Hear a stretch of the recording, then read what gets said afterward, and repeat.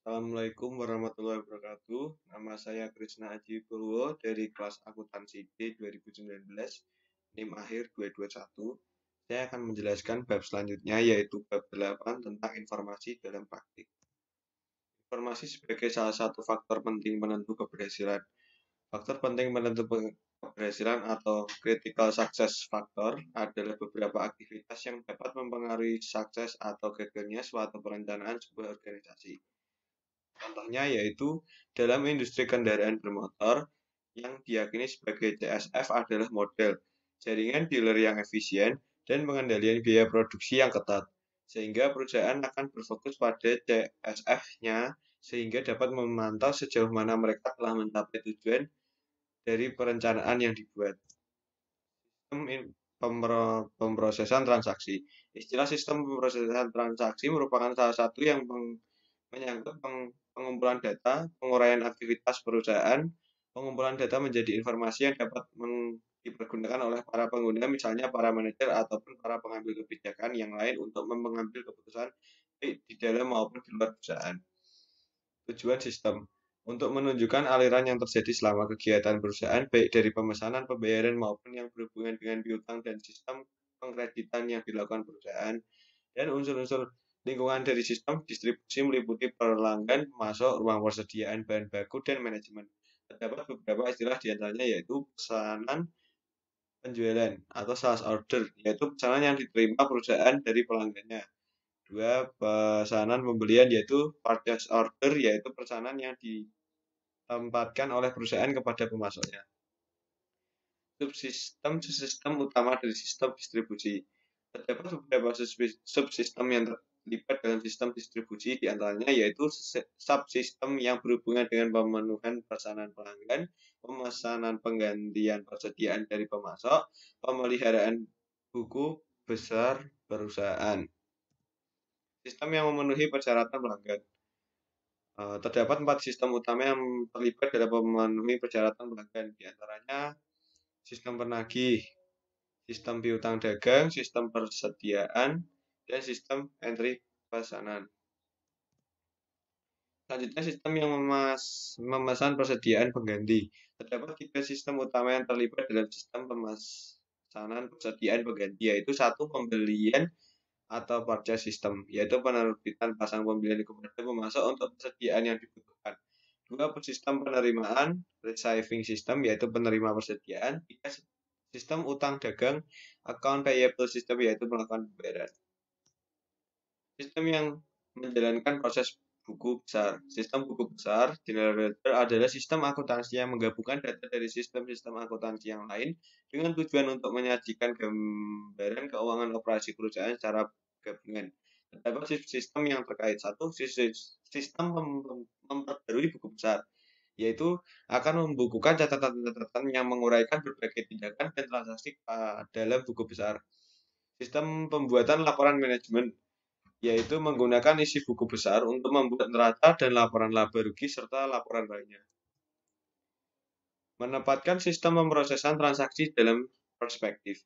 Sistem pemrosesan transaksi berperan sebagai fondasi dari semua aplikasi yang lain yang mengambil bentuk basis data, yang mendokumentasikan semua hal yang penting dilakukan oleh perusahaan dalam menjalankan operasinya dan berinteraksi dengan lingkungan. Sistem informasi organisasi.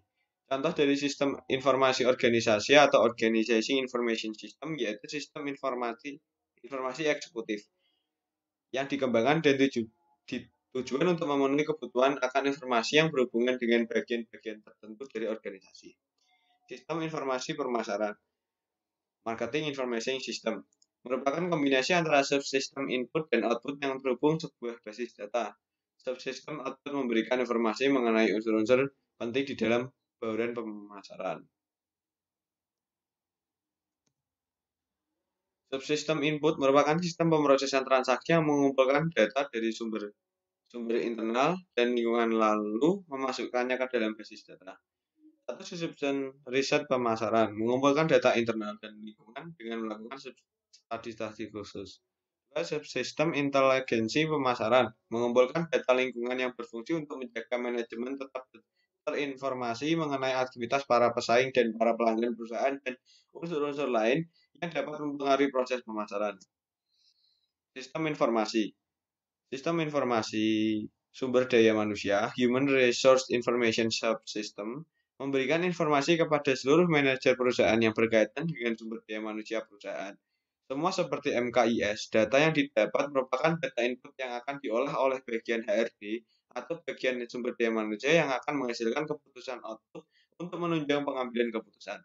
Aspek yang ditangani diantaranya yaitu perencanaan, rekrutmen, pengelolaan tenaga kerja, kompensasi karyawan, tujuan karyawan, dan laporan SDM yang dibutuhkan lingkungan maupun instansi pemerintah. Sistem informasi manufaktur. Sistem informasi manufaktur memberikan informasi kepada seluruh manajer perusahaan yang berkaitan dengan operasi manufaktur perusahaan.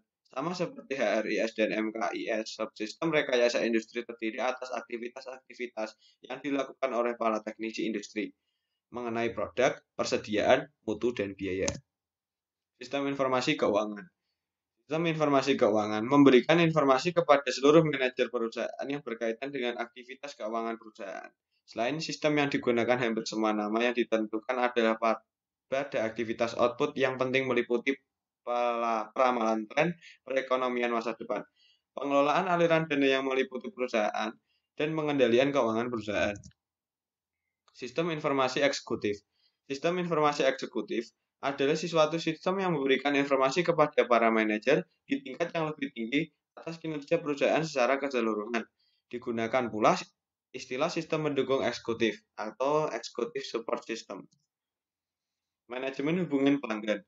Semua sistem beserta subsistem yang berjalan bertujuan untuk menyediakan data-data secara up-to-date karena hal ini yang akan dipengaruhi sebagai landasan pengambilan keputusan yang dibandingkan dengan data historis sebelumnya. Bagian permasalahan yang paling membutuhkan data terbaru mengenai keinginan dan pergerakan pasar sehingga memunculkan manajer hubungan pelanggan adalah manajemen hubungan antara perusahaan dengan pelanggan untuk menghasilkan nilai maksimum baik pihak perusahaan maupun pelanggan. Unsur utama dalam CRM adalah data warehouse. Data warehouse merupakan akumulasi data terdahulu baik sebagai data utama maupun data backup. Karakter warehouse. Data warehouse. Kapasitas penyimpanan sangat besar. Data terakumulasi dari data lama sampai data baru yang terus-menerus di-update. Data dapat diakses dengan mudah, dipengaruhi sepenuhnya untuk pengambilan keputusan dan tidak untuk kegiatan operasional perusahaan. Sistem data warehousing. Data warehousing merupakan bagian dari data warehousing. Sistemnya hampir sama, dan sistem perusahaan di buku perpustakaan maupun data administrasi mahasiswa atau kependudukan, di mana data yang masuk melalui beberapa tahap yaitu ekstraksi, informasi, dan pemrosesan data yang serta pengelompokan data yang sejenis dan yang terbagi dalam beberapa metadata. Bagaimana data disimpan dalam tempat penyimpanan data warehouse? 1. Tabel dimensi. Kedua, tabel fakta. Dan ketiga, paket informasi. Setiap data yang masuk akan dipindahkan dalam beberapa jenis tabel yang dibedakan untuk dihubungkan menjadi paket informasi. Informasi, penyampaian informasi. Drill down, yaitu proses navigasi ke bawah melalui tingkatan-tingkatan rincian. Roll up, yaitu proses navigasi ke atas melalui dengan tampilan terinci, kemudian meringkasnya menjadi tingkat ringkasan yang lebih tinggi.